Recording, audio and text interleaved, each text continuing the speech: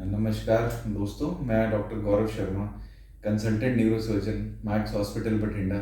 आज आपको एक कॉमन प्रॉब्लम स्ट्रोक, जिसको हम हिंदी में अधरन कहते हैं, उसके बारे में कुछ बताना चाहता हूँ। स्ट्रोक क्या होता है? स्ट्रोक एक ब्रेन रिलेटेड, मतलब दिमाग संबंधित एक इमरजेंसी होती है, जिसमें दिमाग के खून के दौरे में कुछ बदलाव आने से दिमाग का एक हिस्सा में थोड़ी सी फंक्शनिंग की प्रॉब्लम आ सकती है, जिससे पेशेंट को सिम्टम्स आते हैं। स्ट्रोक दो तरह से हो सकता है। एक इस्कीमिक स्ट्रोक होता है, एक हेमोरेजिक स्ट्रोक होता है। इस्कीमिक स्ट्रोक का मतलब है कि दिमाग के एक हिस्से में ब्लड सर्कुलेशन या ब्लड का फ्लो रुक जाता है, जिससे मरीज को प्रॉब्लम आती है। हेमोरेजिक स्ट्रोक का मतलब होता है कि दिमाग के एक हिस्से में जो खून की सप्लाई थी, जो कोई खून की नस थी, उसके फटने से ब्लीडिंग हो जाती है और दिमाग में एक ब्लड क्लॉट इकट्ठा हो जाता है, जिससे दिमाग के उस हिस्से में ब्रेन का वह हिस्सा प्रॉपरली फंक्शन नहीं कर पाता और पेशेंट को सिम्टम आने शुरू हो जाते हैं। किस तरह के सिम्टम एक स्ट्रोक पेशेंट महसूस करता है या फिर उसके आसपास वाले देख सकते हैं? सिम्टम मतलब लक्षण जो एक स्ट्रोक के पेशेंट को हो सकते हैं, उस पेशेंट को बोलने में तकलीफ हो सकती है, उसके हाथों पैरों में कमज़ोरी आ सकती है। वो कमज़ोरी एक हाथ में हो सकती है, एक पैर में हो सकती है, या फिर शरीर के एक हिस्से में हो सकती है। या फिर मरीज़ अपने हाथ पैरों में एक तरह का सुनपन, जिसको कहते हैं, नमनेस महसूस कर सकता है।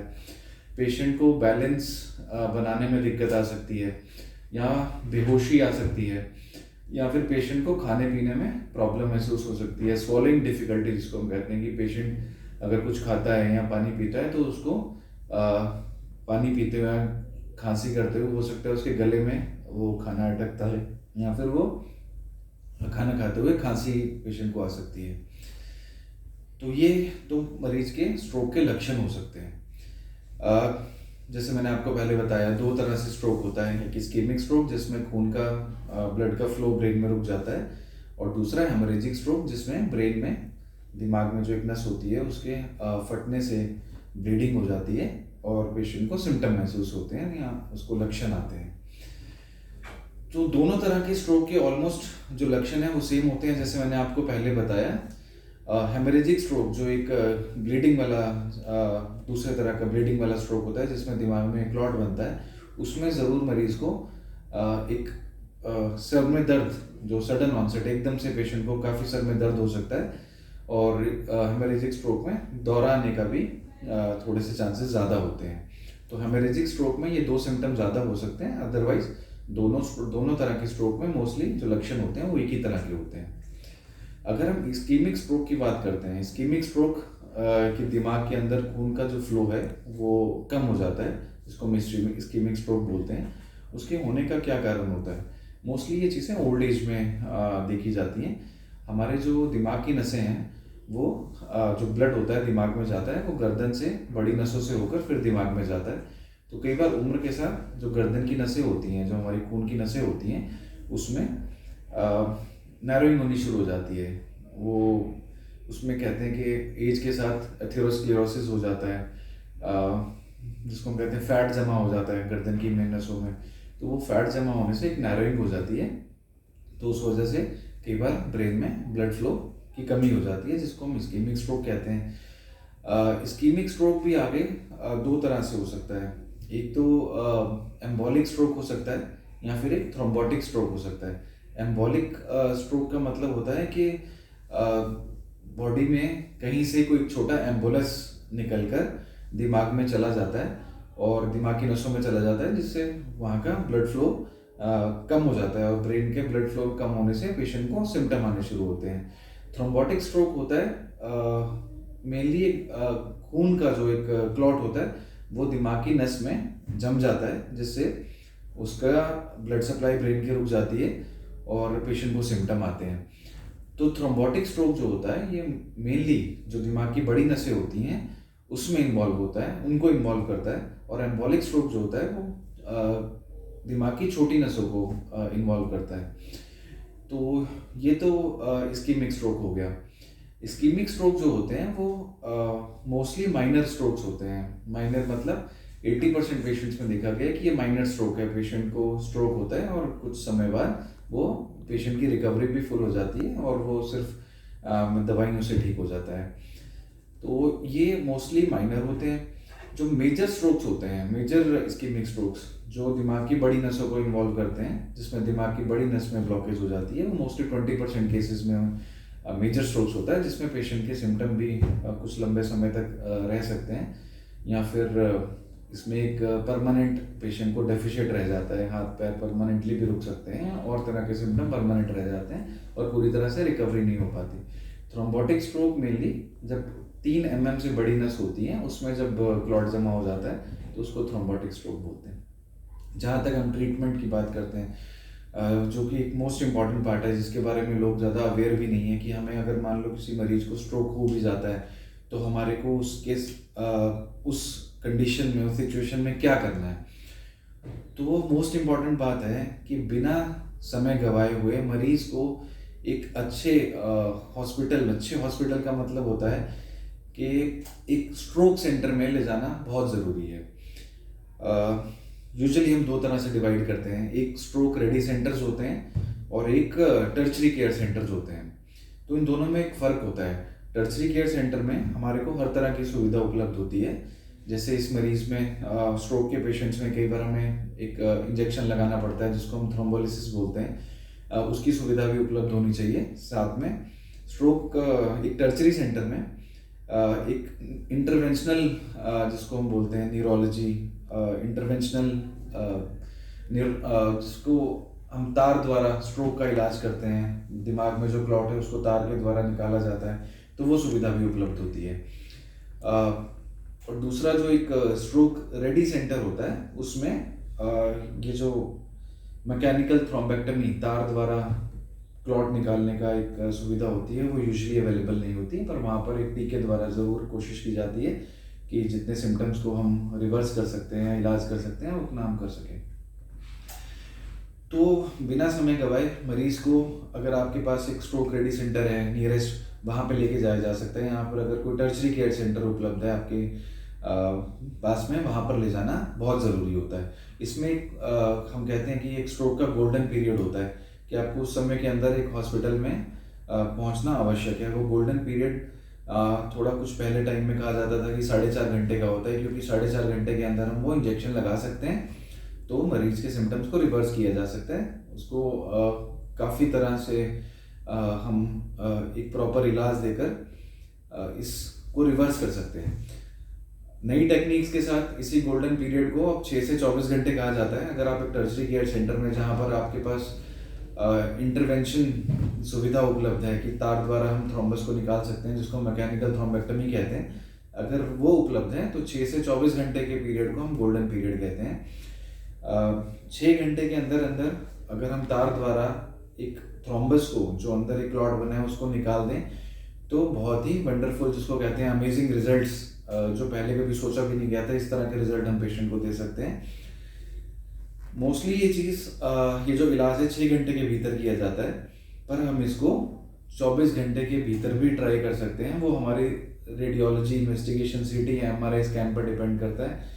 हम सीटी या एमआरआई में देखते हैं कि मरीज को का दिमाग का कुछ ऐसा हिस्सा बाकी है कि नहीं, जिसको हम थ्रोम्बेक्टमी करके, तार द्वारा क्लॉट को बाहर निकाल के उसमें हम चीज़ों को रिवर्स कर सकते हैं कि नहीं। तो ये हम एमआरआई या सीटी स्कैन पर एक जज करते हैं कि इस पेशेंट को 6 घंटे के बाद मैकेनिकल थ्रोम्बेक्टमी करने से फ़ायदा होगा कि नहीं।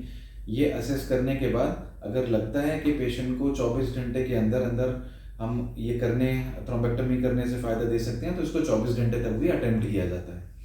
तो ये 6 से 24 घंटे का पीरियड जो है, ये भी बहुत इंपॉर्टेंट पीरियड होता है स्ट्रोक में। उसके बाद अगर हम और ये जो इंटरवेंशनल, जो स्ट्रोक में हम इंटरवेंशन की बात करते हैं, ये बहुत ही रिसेंट कॉन्सेप्ट है, एक लेटेस्ट टेक्निक है। इसके बारे में 2015 से ज़्यादा क्लिनिकल यूज़ हमने इसका शुरू किया है। 2015 में ये पीरियड को हम 6 घंटे कहते थे, फिर 2018 में हमने इसको एक्सटेंड करके कहा कि हम 6 से 24 घंटे के अंदर इसको इस्तेमाल करके पेशेंट को फ़ायदा दे सकते हैं। तो एक नया कॉन्सेप्ट है एक बहुत ही जिसको कहते हैं कि एडवांस्ड और रेवोल्यूशनरी कॉन्सेप्ट, जो हम ऐसे पेशेंट्स को जिनको पहले ठीक नहीं किया जा सकता था, अब इस तकनीक द्वारा हम उनमें कोशिश करके काफ़ी हद तक इसको रिवर्स कर सकते हैं, मरीज़ को आराम दे सकते हैं।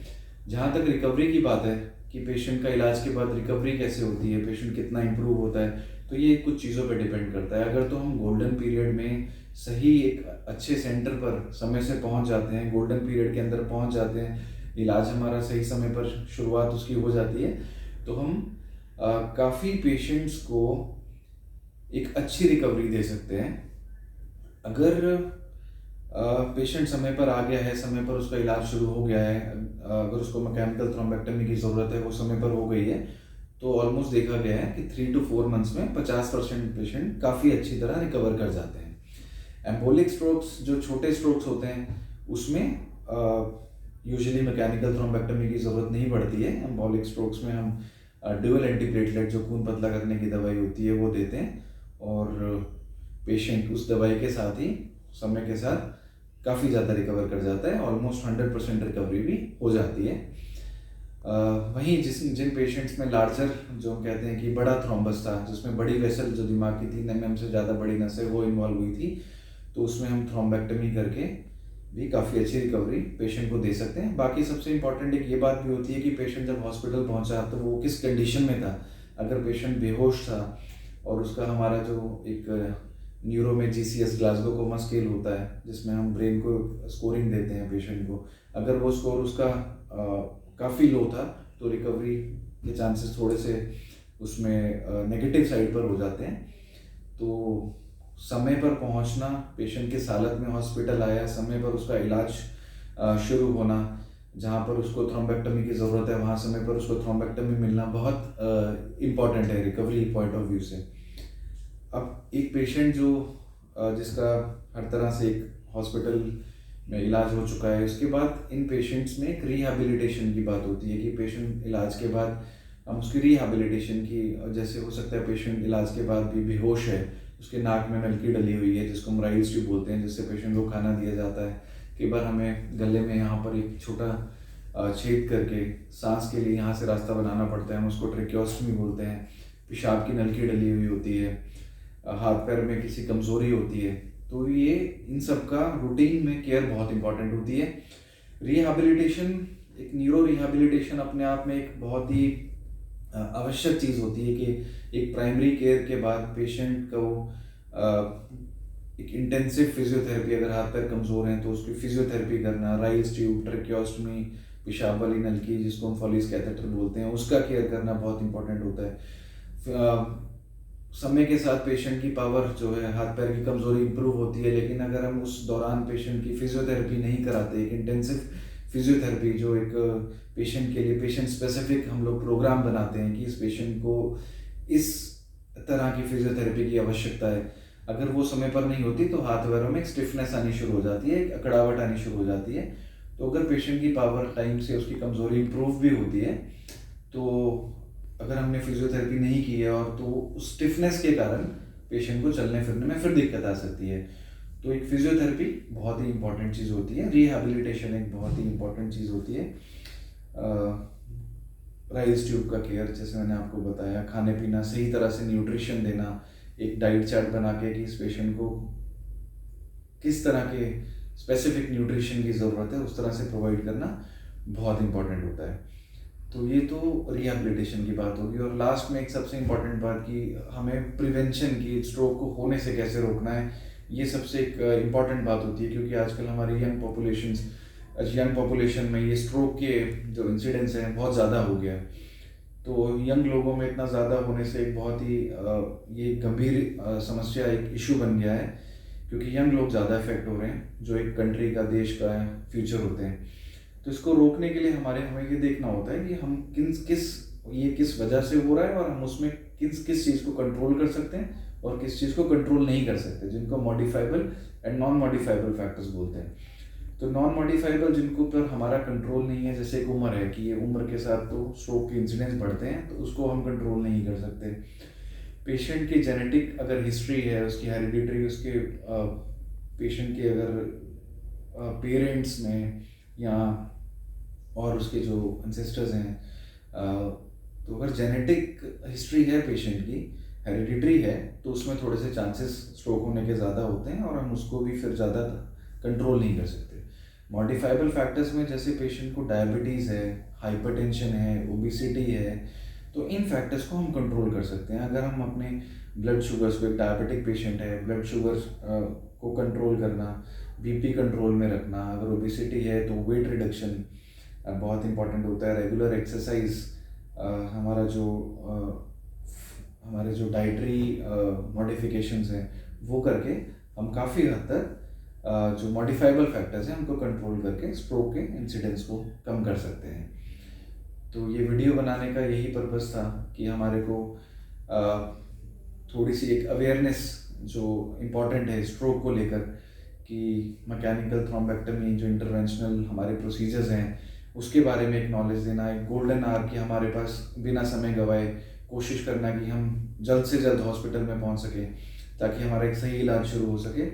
तो ये सब बताना बहुत मुझे लगता था कि इम्पॉर्टेंट है, लोगों में थोड़ा अवेयरनेस पहुंचाना।